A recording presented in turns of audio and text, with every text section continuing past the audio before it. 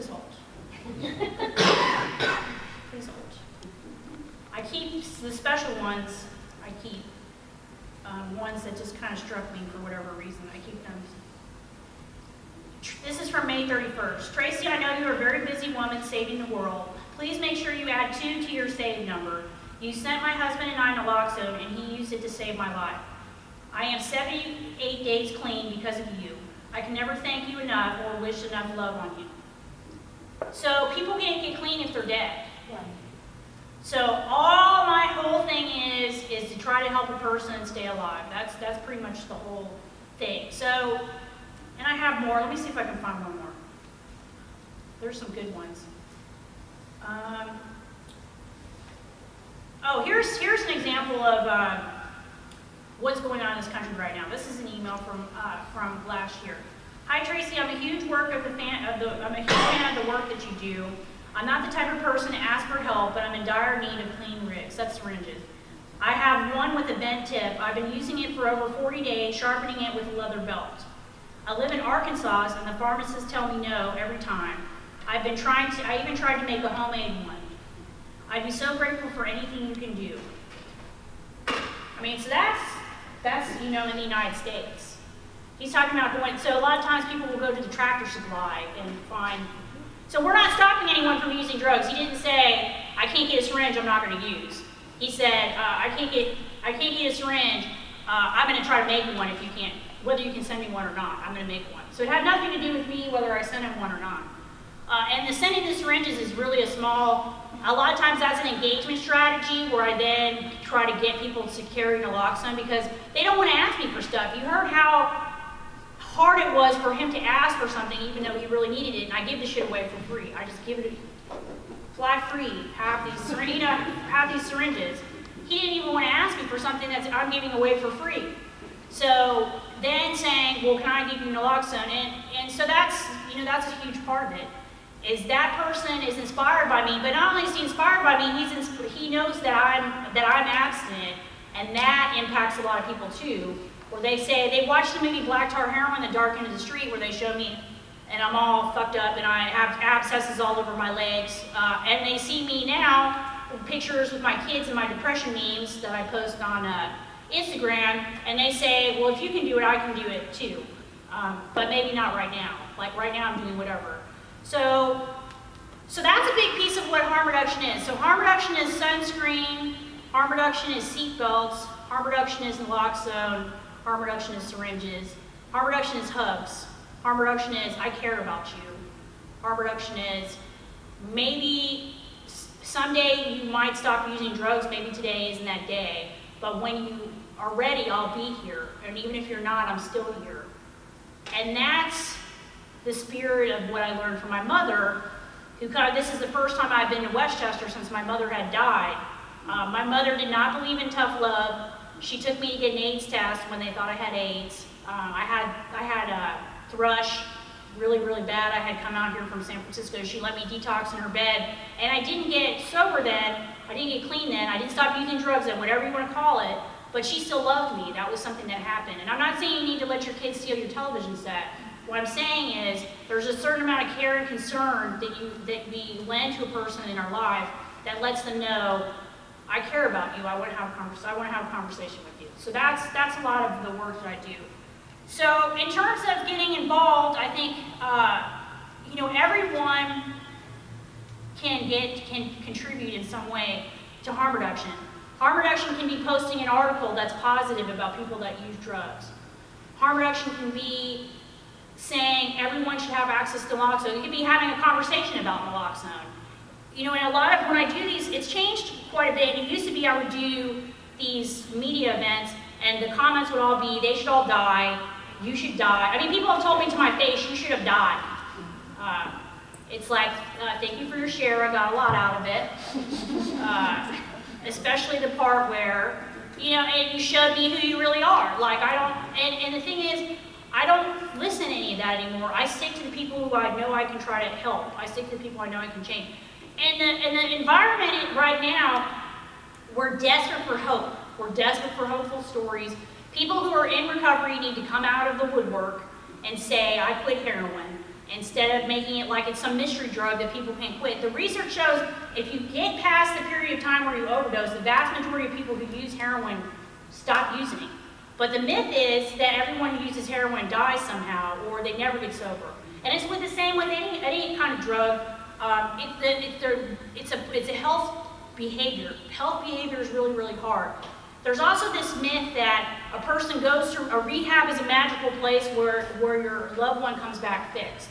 And I can guarantee you that's not the case. I am the only person I know that has went to rehab and stayed sober going one time. I'm the only person I know. But I was on methadone twice. I tried to kick on my own numerous times. So it's not the one time. People focus on the one time. It's the 10 other times. It's the 10 other times, and that's the thing. It's a marathon, it's not a sprint. It's not something that's just going to end when we say, I spent $40,000 in this rehab, you're cured. You know, that's not what happens. And so keeping people alive through that process is really what we try to do. So then we need to change the national conversation around opioids. It's not, we can say opioid crisis, but right now we're having an overdose crisis.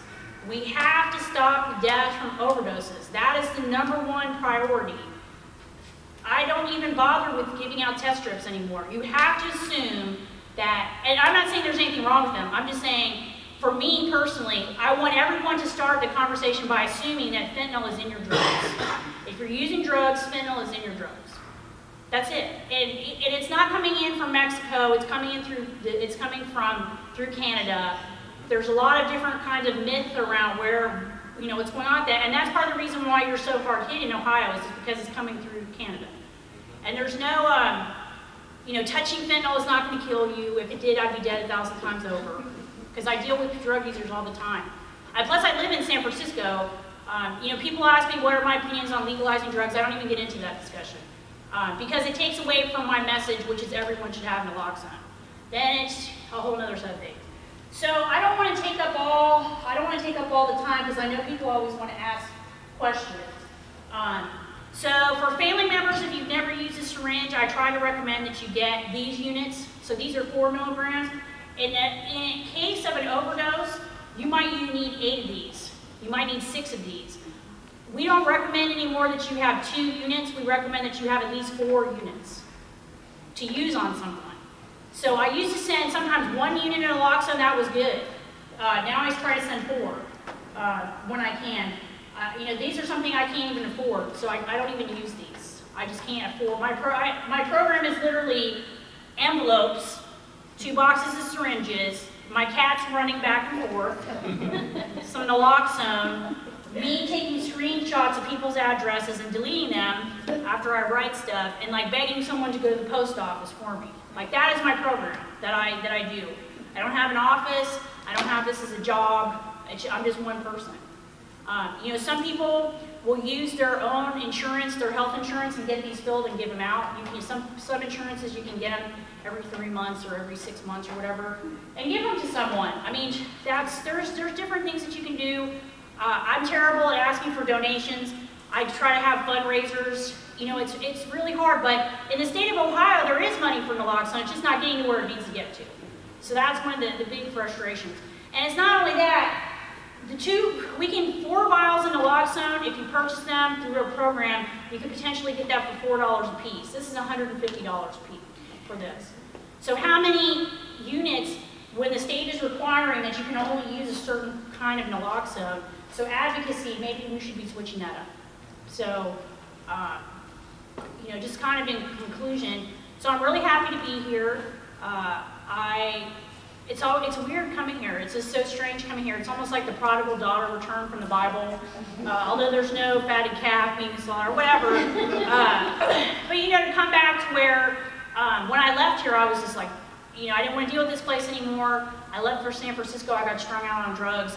And then to come back and be able to do something positive for the community, that's part of my restoration process. So we have about 20 minutes for questions if people have any kind of questions. I'm really hot. By the way, it's too hot in Ohio right now.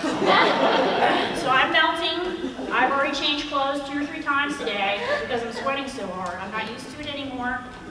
I'm not sure what's going on here, but it's too much. Yes? We purchased those nasal things, pharmacy ones. But you're mentioning the syringe, and it's muscular, so it's just just wherever you hit them with it? So there are little vials, you draw it up and you can stick it in the arm. So I don't generally recommend those for family members, just because it's kind of a daunting task, like, oh, here's a syringe, and I don't want these in my house, and whatever. But you shouldn't be afraid of it. I mean, in any kind of circumstance, like, especially with a fentanyl overdose. So there used to be this myth that you would do the heroin and you would fall into the sleepy land and you would die like that and it'd be great. Well, carafentanyl, they're finding people clawing at their mouths because their chest walls are freezing up. It's actually a really horrible way. It's called truncal rigidity. It's when you give it too fast, they are awake and they can't move their chest wall, and you have to breathe for them. I did it once in a recovery room, and I never did it again on my patient. But it was horrible. So you're trying to breathe, but you can't breathe because it's frozen. So people are like, it's a really horrible way to die. So no matter what you think about drug users, we wouldn't want anyone to die like that. Oh, and conscious too, and conscious and knowing what's going on. So that's, and then these nasal units are fairly easy to use. I find I've used the muscle units on people. It's easy for me to use. I'm very familiar with syringes. It's like giving a vaccination. It's not special. But I mean, it's really about the price points. The problem is that there are or I won't say who, but there are, we have an Amber Alert. There are people above us who are restricting which type of naloxone can be available. So in the state of Virginia, you can only have these because the drug company got involved and said, these are the only ones you can have. So should I stop sending people in Virginia a different kind of naloxone? I don't think so. I just send it. Amber Alert. It's interesting. I had someone contact me recently about, did I want to participate in an article about people who go missing because of opioids? Huh. So that's go missing. They disappear. Right. Because some people don't want to get their families involved, so they disappear because of opioids. So that sort of goes into the lack of connection. So your family member may not be connecting with you, but the only connection they may have with people is the people at the needle exchange or the people who do the harm reduction services. So we want to have the first responders in those cases are not the police or the fire, they're the people that they're interacting with on a daily basis. So in North Carolina, one of the places that they have a syringe exchange is the pawn shop. They have syringe exchanges at laundromats.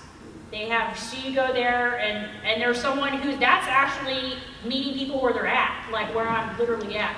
So I could set up a little stall at UDF where people go to get their cigarettes and their gummy worms, their little sweets or whatever. Sour Patch Kids is a big one. And potentially give this out, but we want to restrict where people can get naloxone. The more barriers you put to people getting it, the less it's going to get to who needs it. I had a question. You said sometimes it's going to take more than one dose now. Yes. So if we happen to have a dose or two doses with us, how would you know, and when you come upon someone, how would you know, is this a case where I should use it? And then how soon would you use the second one? And what if you don't have a third one? So generally, here's a few things. The new messaging we really want to get at is if you are a person who uses drugs or a person who is on a pain script, not only do you need to have naloxone, you need to have someone there who can administer it to you before you use it. You need to have it available. So it can't be that I'm searching through your car trying to find it. So that's one of the problems that we're having. People will have naloxone on hand, but it's nowhere near them. They're finding people in the house, or there are people in the house downstairs cooking food that could potentially save them. They're upstairs. There's no ability to do that. So we want to try to get that messaging out there. So the second piece of that is, if you give someone naloxone and that's not what the problem is, so generally you would want to flag down a bystander, call 911. If I give someone the naloxone, if it's not an opioid overdose, it's not going to do anything to them, but if it is an opioid overdose, it's going to help. So you look for signs of life when the person starts moving around. Seeing someone come out of an opioid overdose, it's something that sticks with you for a long time. It's very creepy. because they'll just be completely out of it. And sometimes they wake up and their eyes roll back in their head, and their eyes are going in different directions or whatever. Sometimes they wake up, they're super pissed, you messed up my high, whatever. So generally, when we kick people with someone's foot and try to make sure they're out of it, but especially in a place like this, time is of the essence. Time is really of the essence. So it's not really going to hurt the person if you give them naloxone. If they're having a benzo overdose, it's not going to do anything. But if a person is having a benzo overdose and they have heroin on board, that might be the thing that saves them. But we don't even call it heroin anymore. It's powdered fentanyl. If you get a bag of heroin, it's almost like hitting the lottery because there's just not that much heroin. It's all mixed with something. It's just how it is, especially in the powder heroin. In the West Coast, we have what's called tar heroin. It's a little more complicated to get the fentanyl in the tar heroin, and the way that you cook it up, it burns off some of the fentanyl. So it's a little different, but we have people. I live in an area where when I walk to work, people are hitting their necks, their femorals, like everywhere you walk around. Lay people carry naloxone everywhere you go. I have it constantly. It's just something I carry with me. And when we just went to the tattoo shop, the tattooer ran into somebody having an overdose and ended up having to naloxone someone. That's just a random person. So what was the clue that that's what it was? They were falling out in blue. It's usually if they're blue. My daughter and I and family were at a park on the river recently, and there were lots of people out. It was a beautiful day, and there was one young man slumped over sitting on a seat with his head on a table, and he had earphones on and a phone all cracked up beside him. And several people stopped and looked. Oh, he's breathing. Okay, he's breathing. And we kind of hung around and thought about calling out him. I didn't know. He wasn't blue. And then my daughter went out and tried to talk to him, and he kind of moved a little bit. So, and other people said, oh, he's just sleeping it off. Or it was just creepy to me to not know. And we happen to have naloxone, but I wouldn't know. If we have it because my daughter works in substance abuse prevention. I wouldn't know who would need to have it administered. Well, usually in a fentanyl overdose, it's pretty instantaneous. It reaches its peak effect. That's the problem. It's like opioid crack. It reaches its peak effect so quickly, the onset is so quick, you have to do something right away or the person will die. Usually if it's 20 minutes or 30 minutes later, it's not that you can't have an overdose, especially if you're drinking or taking other central nervous system depressants. It's just not the same onset. But they say they often find people with a syringe still in their arm. Yes. Happened that fast. Yeah, it floods your system. We didn't see any Yes. syringes. I was just gonna say, do you mind explaining to people what an overdose looks like, just in case they don't know what an OD would look like? So, generally it depends. So I've seen people where they grab something, they call it the death grip, where they try to hold themselves from falling back. They instantly